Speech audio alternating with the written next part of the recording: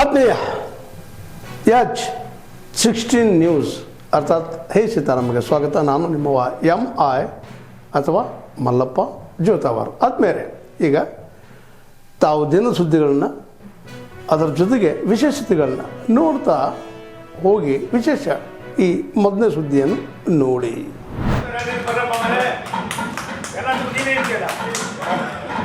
ದೀಪ ಬೆಳಗುವುದರ ಮೂಲಕ ಈ ಕಾರ್ಯಕ್ರಮ ಯಶಸ್ವಿಯಾಗಲಿ ಅಂತ ಹೇಳಿ ಶುಭವನ್ನು ಬಯಸಿದ್ದಾರೆ. ನೀವೆಲ್ಲರೂ ಕೂಡ ನಾನು ಆತ್ಮೀಯವಾಗಿ ಸ್ವಾಗತವನ್ನು ಬಯಸುತ್ತೇನೆ.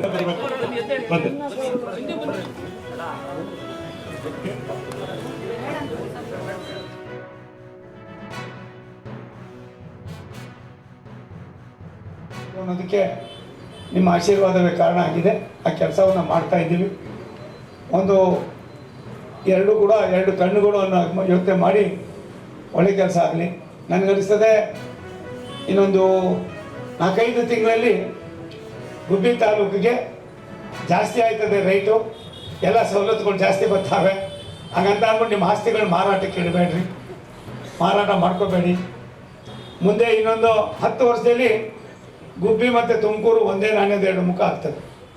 ಬೆಳೀತಾ ಇರ್ತಕ್ಕಂಥ ಬೆಂಗಳೂರಿಗೆ ಇವತ್ತು ನಾನು ಸುಮಾರು ಇಲ್ಲಿ ಒಂದು 35 ಕೋಟಿ, KP ಕ್ರಾಸ್ನಲ್ಲಿ ಒಂದು 45 ಕೋಟಿ, ಅಲ್ಲೊಂದು 85 ಕೋಟಿ, ಇಷ್ಟು ಕೆಲಸಗಳನ್ನು ಮಾಡಿದ್ದೀವಿ. ಇದೆಲ್ಲ ಕೆಲಸಗಳಿಗೆ ಹಣವನ್ನು ಕೊಟ್ಟವರು ರಾಷ್ಟ್ರದ ಪ್ರಧಾನಮಂತ್ರಿ ನರೇಂದ್ರ ಮೋದಿ ಅವರು, ನಮ್ಮ ಮಂತ್ರಿಗಳಾದ ಟ್ರಾನ್ಸ್ಪೋರ್ಟ್ ಮಂತ್ರಿಗಳಾದ ನಿತಿನ್ ಗಡ್ಕರಿ ಅವರು.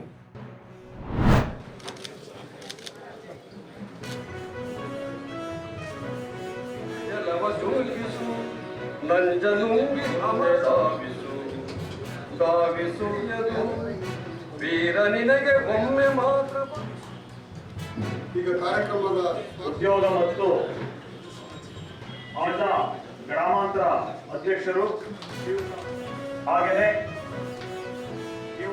ಮೈಸೂರು ನಗರದ ಹಾಗೆಯೇ ಈ ಒಂದು ನಡೆಯುವಂತೆ ಯಾವುದೇ ಕಾಮಗಾರಿಗಳನ್ನು ಬದಲಾವಣೆ ಮಾಡಿಲ್ಲ. ಗ್ರಾಮ ಪಂಚಾಯತಿಯವರೇ ಅನುಮೋದನೆ ಮಾಡಬೇಕು, ಕೂಲಿ ಕಾರ್ಮಿಕರೇ ಕೆಲಸ ಮಾಡಬೇಕು ಅಂತೇಳಿ ಯಾವ್ಯಾವ ಕಾನೂನಿತ್ತು ಅದನ್ನೇ ಮಾಡಿದ್ದಾರೆ. ಆದರೆ ಇವ್ರು ಹೇಳ್ತಾ ಇರೋದೇನೋ, ಈಗ ಬಯೋಮೆಟ್ರಿಕ್ ಕೊಡ್ಬೇಕು, ಬೆಳಿಗ್ಗೆ ಕೆಲಸಕ್ಕೆ ಹೋಗ್ಬೇಕಾದ್ರೆ ಬಯೋಮೆಟ್ರಿಕ್ ಕೊಡ್ಬೇಕು, ಮಧ್ಯಾಹ್ನ ಊಟಕ್ಕೆ ಬಿಟ್ಟ ಮೇಲೆ ಬಯೋಮೆಟ್ರಿಕ್ ಕೊಡ್ಬೇಕು, ಮತ್ತೆ ಕೆಲಸಕ್ಕೆ ಬಂದ ಮೇಲೆ ಬಯೋಮೆಟ್ರಿಕ್ ಕೊಡ್ಬೇಕು ಅಂತ ಕಾನೂನು ತಂದ್ರೆ. ಯಾಕೆ ಕಾನೂನನ್ನು ತಂದಿದ್ದಾರೆ? ನೀವು ಅಕ್ರಮವನ್ನ ಮಾಡ್ತಾ ಇದ್ದೀರಿ, ಅದಕ್ಕೆ ಈ ಕಾನೂನನ್ನ ಜಾರಿ ತಂದಿದ್ದೀವಿ ಅಂತೇಳಿ ನಮ್ಮ ಸರ್ಕಾರ ಹೇಳ್ತಾ ಇದೆ.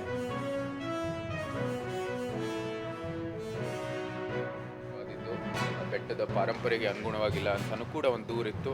ಜೊತೆಗೆ ಅರಮನೆಗೂ ಬೆಟ್ಟದಲ್ಲಿ ನಡುವೆ ಇರ್ತಕ್ಕಂಥ ಕೆಲವು ಕೇಸ್ಗಳಿದ್ದಾವೆ. ಅದೆಲ್ಲನೂ ಪರಿಗಣಿಸಬೇಕು, ಅದನ್ನು ಒಂದು ಪರಿಶೀಲನೆ ಮಾಡಿ ಮತ್ತೊಮ್ಮೆ ಇದನ್ನ ಯಾವುದೇ ರೀತಿ ಒಂದು ಅನುಕೂಲ ಆಗೋ ರೀತಿಯಲ್ಲಿ ಅನುಷ್ಠಾನ ಮಾಡೋದಕ್ಕೆ ಪ್ರಯತ್ನ ಮಾಡೋಣ ಅಂತ ಪದೇ ನಾನು ಅಧಿಕಾರಿಗಳಿಗೆ ಇನ್ಫಾರ್ಮಲ್ ಆಗಿ ಹೇಳಿದ್ದೀನಿ. ಆದರೆ ಯಾವುದೇ ರೀತಿಯ ಪ್ರತಿಕ್ರಿಯೆ ಇರಲಿಲ್ಲ. ಇವತ್ತು ಕೊನೆಗೆ ಬಂದಿರೋ ಕಾರಣಕ್ಕಾಗಿ ಅದನ್ನ ಅನುಷ್ಠಾನ ಮಾಡಲೇಬೇಕು ಅಂತ ಇವತ್ತು ಭಾಳ ತಾರಕದಿಂದ ಮಾಡ್ತಾ ಇದ್ದಾರೆ. ನಾನು ಆಗಲೇ ಹೇಳಿದ್ದೀನಿ, ಪುನಃ ಪರಿಶೀಲನೆ ಮಾಡಿ ಸ್ಥಳೀಯರ ಒಂದು ಅಭಿಪ್ರಾಯಗಳು ತಗೊಳ್ಳಿ, ಆ ಪಾರಂಪರೆ ಆ ಪರಿಸರಕ್ಕೆ ಅನುಗುಣವಾಗಿರ್ತಕ್ಕಂಥ ಅಭಿವೃದ್ಧಿ ಮಾಡೋದಕ್ಕೆ ಅವಕಾಶ ಇದೆ.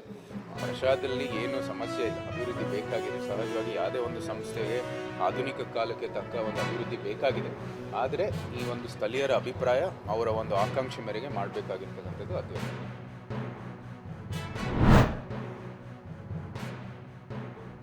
ಅದರಲ್ಲೂ ಅವರನ್ನ ಕೊಲೆ ಮಾಡಲಾದ ಇದು ಘಟನೆ ಎಷ್ಟೊಂದು ನೀಚತನದಿಂದ ಈ ಮಾತುಗಳನ್ನ ಕಾಂಗ್ರೆಸ್ನವರು ಆಡಿದ್ದಾರೆ ಅಂತಂದ್ರೆ, ಅವರ ನೀಚತನಕ್ಕೆ ಜನ ಉತ್ತರ ಕೊಡಬೇಕು, ಅವರಿಗೆ ಬುದ್ಧಿ ಕಲಿಸ್ತಕ್ಕಂಥ ಕೆಲಸವನ್ನ ಮಾಡಲೇಬೇಕಾಗಿದೆ. ಇವತ್ತು ಕರ್ನಾಟಕವೇ ದೇಶದ ಮುಂದೆ ತಲೆ ತಗ್ಗಿಸುವಂತ ಕೆಲಸವನ್ನ ರಾಜಶೇಖರ್ ಇಟ್ನಾಳ್ ಅವರು ಮಾಡಿದ್ದಾರೆ. ಮೊದಲು ಅವರು ಕ್ಷಮೆ ಕೇಳಬೇಕು. ಇಲ್ಲ ಅಂತಂದ್ರೆ ಅವರ ಮೇಲೆ ಕಾಂಗ್ರೆಸ್ ಪಕ್ಷ ಮೊದಲು ಅವರನ್ನ ಪಕ್ಷದಿಂದ ಉಚ್ಚಾಟನೆಯನ್ನೇ ಮಾಡಬೇಕು. ಯಾಕೆಂತಂದ್ರೆ ಕರ್ನಾಟಕದ ಗೌರವ ಹರಾಜಾಗಿದೆ. ಅವ್ರನ್ನ ನೀವು ಉಚ್ಚಾಟನೆ ಮಾಡಿದ್ರೆ ನಿಮ್ಮ ಪಕ್ಷ ಮಹಿಳೆಯರಿಗೆ ಗೌರವ ಕೊಡ್ತಾರೆ, ಇಂಥ ವಿಷಯದಲ್ಲಿ ಗಂಭೀರತೆಯನ್ನು ಹೊಂದಿದೆ, ಮಾನವೀಯತೆಯನ್ನ ಪ್ರದರ್ಶನ ಮಾಡ್ತದೆ ಅಂತಕ್ಕಂಥ ಅರ್ಥ. ಒಂದು ಸಮಯ ಅವರನ್ನು ನೀವು ಹಾಗೆ ಮುಂದುವರಿಸಿದ್ದಾದ್ರೆ ನಿಮ್ಮ ಯೋಗ್ಯತೆ ಅಷ್ಟೇ ಅಂತಕ್ಕಂಥದ್ದನ್ನ ನಾವು ಹೇಳಲೇಬೇಕಾಗ್ತದೆ. ಮತ್ತೆ ಬಳ್ಳಾರಿಯಲ್ಲಿ ಜನಾರ್ದನ್ ರೆಡ್ಡಿಯವರ ಮಾಡೆಲ್ ಹೌಸ್ ಬೆಂಕಿ ಆಗ್ತಕ್ಕಂತ ಕೆಲಸ ನೆನ್ನೆ ನೋಡಿ. ಸುಮ್ಮನೆ ಬೆಂಕಿ ಹಚ್ಕೊಳ್ಳೋದಿಲ್ಲ, ಹಚ್ಚಿದ್ರೆ ಮಾತ್ರ ಅಂತದ್ದು. ಕಾಂಗ್ರೆಸ್ಸಿನ ದುರಾಡಳಿತ ಇನ್ನು ಯಾವ ಮಟ್ಟಕ್ಕೆ ಹೋಗಿದೆ ಅನ್ನೋದು ಈಗ ಗೊತ್ತಾಗ್ತಾ ಇದೆ. ಇವರ ಕಾರ್ಯಕರ್ತನನ್ನ ಕೊಲೆ ಮಾಡಿ ಸರ್ಕಾರದ ಹಣ 25 ಲಕ್ಷ ಕ್ಯಾಶ್ ತಗೊಂಡು ಕೊಟ್ಟು, ಕ್ಯಾಶ್ ಯಾರು ಕೊಡ್ಲಿಕ್ಕೆ ಬರೋದಿಲ್ಲ.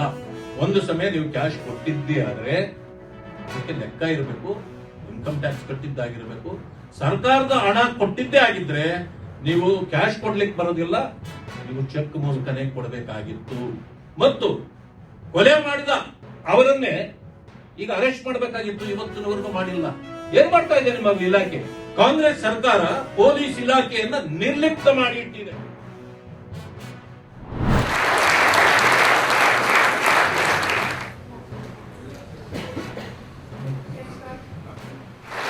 Mister Sanjeev Kumar,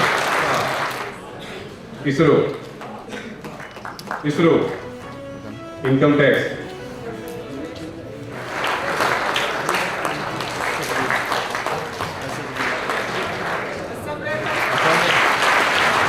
Ruparam Chandrakant, ITBP. Balaji, ITBP.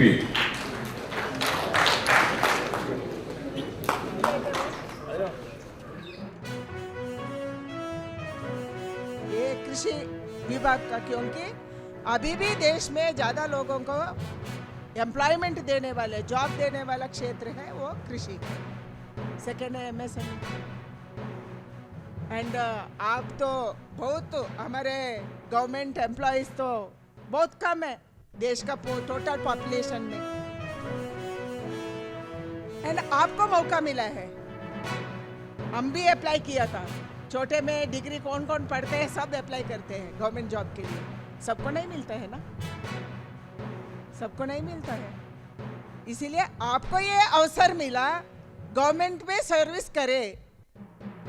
And आपका माँ बाप का लक्ष्य था मेरा लड़का को गवर्नमेंट जॉब लेना चाहिए।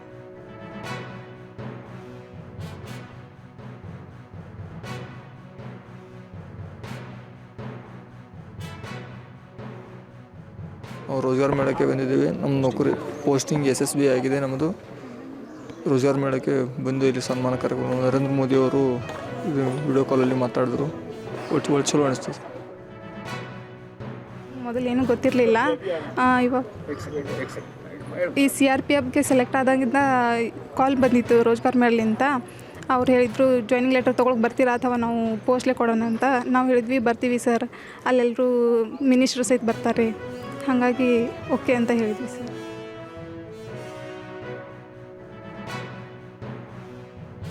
ನನ್ನ ಹೆಸರು ಮಂಜುನಾಥ್ ಸೋಮನಾಥ್ ಪತ್ತಾರ್. ನನ್ನ ಅಸ್ಸಾಂ ರೈಫಲ್ದಲ್ಲಿ ನನ್ನದೇ ನೌಕರಿಯಾಗಿದೆ. ಈ ರೋಜ್ಗಾರ್ ಮೇಳ ಮಾಡೋದ್ರಿಂದ ನಮಗೆ ಬಹಳ ಖುಷಿಯಾಗಿದೆ. ನಾವು ದೇಶಕ್ಕೆ ಸೇವೆ ಮಾಡ್ಬೇಕಂತ ಕೆಲಸ ಈ ರೈತರ ಅಸ್ಸಾಂ ರೈಫಲ್ದಾಗ ಬಂದವ್ರಿ. ಬಟ್ ಏನಾರು ಒಂದು 4 ಮಂದಿಗೆ ಸಹಾಯ ಮಾಡ್ತೇವೆ ಸರ್. ಅಕ್ಟೋಬರಲ್ಲಿ ಇದನ್ನು ಆರಂಭ ಮಾಡಿದರು 2022ಕ್ಕೆ. ಅವತ್ತಿನಿಂದ ಇವತ್ತಿನ ತನಕ ಗೌರ್ಮೆಂಟ್ ಆಫ್ ಇಂಡಿಯಾದಲ್ಲಿ ಒಟ್ಟು 11 ಲಕ್ಷ ಉದ್ಯೋಗಾಕಾಂಕ್ಷಿಗಳಿಗೆ, ನಾವು ಯುವಕರಿಗೆ ಯುವತಿಯರಿಗೆ ನಾವು ಉದ್ಯೋಗದ ಪತ್ರವನ್ನು ಕೈಯಾರೆ ಕೊಟ್ಟಿದ್ದೀವಿ.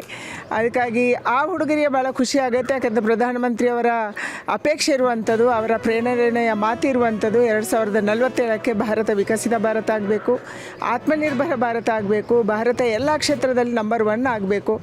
ಅದರಲ್ಲಿ ಈ ಯುವಕರ ಪಾತ್ರ ಬಹಳ ದೊಡ್ಡದಿದೆ. ಯಾಕಂದರೆ ಸರ್ಕಾರಿ ನೌಕರಿಯನ್ನು ಪಡೆದು ಅವರು ಜನರ ಸೇವೆಯನ್ನು ಮಾಡಬೇಕು, ಜನರಿಗೆ ಹತ್ತಿರ ಆಗಬೇಕು ಸರ್ಕಾರ ಅನ್ನುವಂಥದ್ದು ಪ್ರಧಾನಿಯ ಅಪೇಕ್ಷೆ.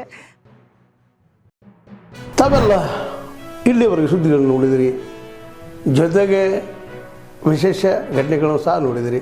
ಅದು ನಿಮ್ಗೇನು ಅನ್ನಿಸ್ತು?